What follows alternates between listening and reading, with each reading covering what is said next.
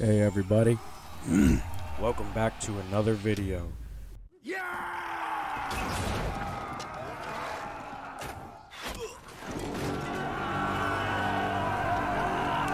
I'm your host, TedTokez. I made a For Honor video for us today. I was actually making this morning for us. I don't have too many on reserve. I like to keep the audio fresh, and that's why it doesn't seem real professional like, you know. It's just me making it on the whim. Now here I am yet again, making my way to the front line at the start of a match. You can see we pretty much tied this time. We both got our initial side objective, and we're fighting over the middle here. This game, we have some good ones, we have some bad ones, and we have some great ones, but there's a lot of back and forths in this video. And I don't know if we like that, but I like that because it's not just going to show you guys comboing somebody to death or getting a free kill by scam and spam moves in any way, or an unbreakable chain move that, you know, basically you just have to land 1 or 2 punches and you get like a whole 7-move combo and stuff, you know. So this is a good video here. And as you can be aware, we just finished up the middle objective, and now we're winning 2/3 of the domination. Now I just want to say, shout out to teamwork, because here's the thing. They did really good. I really didn't do much there. I rezzed a guy that happened to go down. You know, I was able to weasel that off. But in the beginning, I made a mistake. If I would have if I'd have went to the guy on my immediate right, I would have never got hit by that first guy on my own team as he was hitting his opponent, and I walked into it. And then I would have never had to recover from the very beginning of the actual encounter, even though what I did was still enough to help us win, and I didn't go down at all, and I was able to get the guy up that they did get down. I mean, I eventually got taken down, but sorry guys, I was on the phone if you can, I'm a little distracted here. Okay, sorry about that, I got a notification and it distracted me. But anyways, I'm back focusing on this match. What I was saying was, now back to, as I was focused on the game, the game wasn't actually due to me playing on a cloud server with a crappy PC, but when we respawn, we're trying to help recover this middle map now, as well as the other objectives. Now, as you can see here, I try to pre-aim this bomb. Normally I don't pre-aim them. I'll just, unless I have to lead it, like if they're running towards me or something and I can't just throw it where they're at if they won't be there anymore. Normally I don't pre-aim those. Now, as you can see, I still managed to win that fight. Probably with the help of the teammate. It looked like we were trading back and forth, landing our shots but stunning each other enough to do the same thing over and over again, and I might have ended up outlasting or not, but because of the teammate, we didn't even need to figure that part out. Now, after completing the conquering of that middle objective for the time being, we went more towards the enemy spawn side of the map, trying to take out some of their troops and their players. However, one of the enemy players jumps off of the bridge and strikes me down, so it's pretty risky being up there on that far end of either side of the map, really. Anyways, it's best to kind of just try to control the objectives unless, you know, you have them in that position and they can't get around you. And as you can see, I kind of just got manhandled by a 20-foot stick swinging monkey man, so to lose that one, respawn, we're just gonna head straight back in and try to retake control of the domination. Now, after that guy dodges a decently placed pre-aimed grenade, the team shows up. Somebody hits him with an ability, stuns him for a second, enough for them to close the gap and me get on that enemy's backside, so that that enemy had nowhere to go besides defend himself or lose, as he was probably gonna anyways.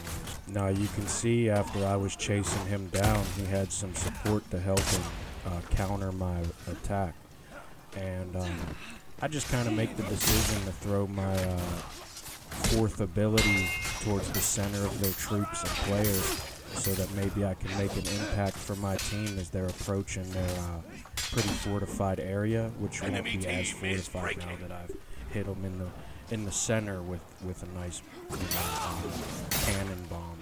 Even though my cannon fire wasn't that accurate or perfectly positioned, it did do enough to look like it really hurt one of the players that was there. It finished off another one, and then I almost beat down this other guy, but he got the final strike on me and ends up winning. So I get my respawn, head back to the center of the middle objective, as that's where most of the enemy's strength is.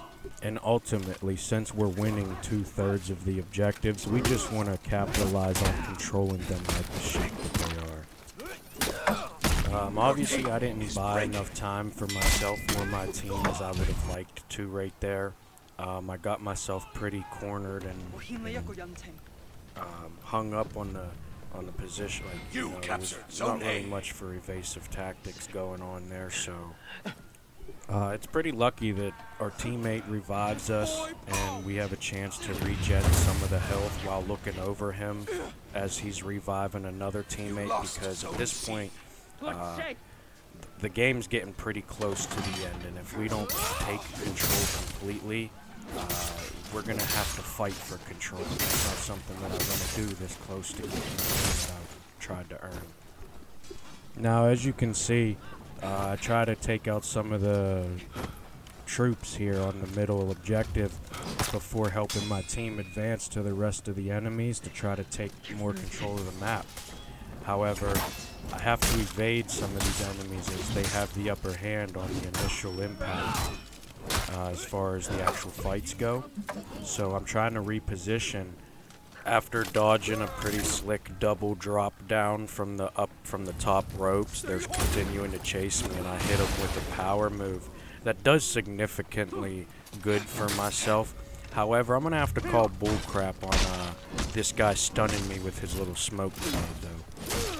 I mean, I felt like I was lunged outside of the circle or close enough to that, you know, maybe it was a half and half chance even. I was like maybe right on the line, but I don't know. I feel like he was saved. However, as you can see by the looks of it, we were looking to beat the enemy and do the objectives. However, the enemies were just trying to achieve the objectives and demolish our players more, so. Alright, and here we are in the next match. Looks like I picked up the controller late and loaded into a game that was already started. So we head over here. It looks like our team is on our immediate right at the A objective, and we can try to help them. Now, as we get there, they're already finishing up their fight. So we go past them and head towards the middle objective, which we already have conquered. However, the enemies are more strength right there, and they're going to likely take back the middle objective if we don't get rid of these enemies here that I run into. Now, as you can see, I'm having a little trouble with another samurai player. He's got double swords swinging at me here, so I'm trying to reposition myself as I see my teammates helping me and just find that open opportunity to take advantage and finish off that fight so that we can actually take control of the objective. And here I am continuing to try to keep control of the objective as me and my teammates are working on the enemy players. Putting up a good fight, but 3v1, he doesn't really stand a chance unless he knows a lot of the simple buttons that can help you really even the odds just by default. And since we're speaking on the whole button learning the buttons, I'll tell you what, I played this game. I got up like 8 levels on this pirate. I'm like 8 silver wreaths or wraith, whatever they're called. But I just looked at the moveset probably in the last week and actually looked at the moves for the pirate, and all you guys that are crying about me doing the simple moves, guess what? The combos have just been learned, and I also learned how to block when I'm fighting more than one guy. So your boy did the tutorial, you better look at it. And to be honest, I'm mostly happy about learning how to do the pistol blast because I've fought pirates before that would just consecutively just shoot me with their gun as a move. And I'm like, how are you doing that? You know, because I'm too, stubborn to look at the move list. I want to try to learn on my own. And I just happen to never press X or any other series of buttons after a move to initiate those types of combos. And well, I'm just gonna say I learned how to do the pistol blast. So, and it'll go to show any match before level 8 on my pirate or whatever I'm at right now for these last few videos I've recorded. I'm definitely using my gun now, and people are noticing. So being the fact that I learned how to use my pistol blast in my attack combos without using my abilities, that's a game changer for me. And it's not that I'm too hard-headed to learn something that I don't know the easy way. It's just that when I become better, if I'm not better now, I want it to be earned. I don't want to be better by default like I kind of have been most of my life, just because I'm naturally better from the beginning than most people. I naturally get better than most people, no matter the effort involved. And that's not to be like a cocky piece of, like I got a big head or anything. It's just the fact of it, like I stumble into these things and I'm better just dabbling, that's why I have so many videos. I would come to the For Honor world, sneak in, and then play like a half hour to 3 hours, and then sneak out, and nobody would ever, they didn't until I started playing at the same time every day on this game. Nobody knew how to stream snipe me on For Honor. So the only people that I was running into that I had to worry about was the player.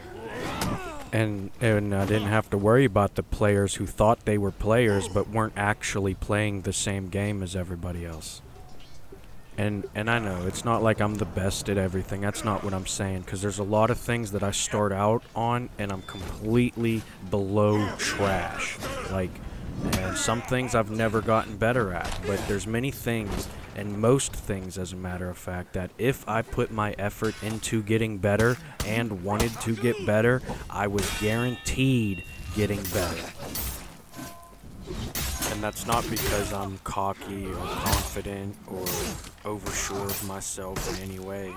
It's the simple fact that I have enough experience to know that anytime I applied myself, even in the times that I chose to just float my way along, I was still doing better.